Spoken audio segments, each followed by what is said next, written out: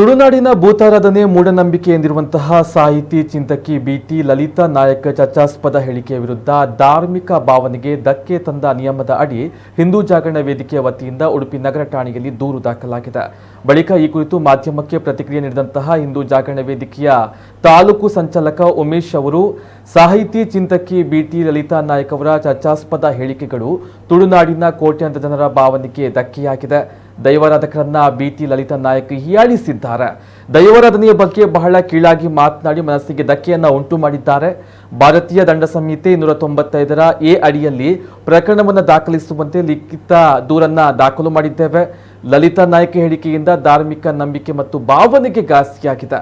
ಒಂದು ವರ್ಗ ಸಮುದಾಯದ ಅವಹೇಳನವಾದಾಗ ಜಾರಿಯಾಗುವ ಸೆಕ್ಷನ್ ಹಾಕುವಂತೆ ಮನವಿಯನ್ನ ಮಾಡಿದ್ದು 3 ವರ್ಷ ಶಿಕ್ಷೆ ದಂಡ ವಿಧಿಸಬೇಕು ಎಂದು ಅವರು ಒತ್ತಾಯಿಸಿದ್ದಾರೆ.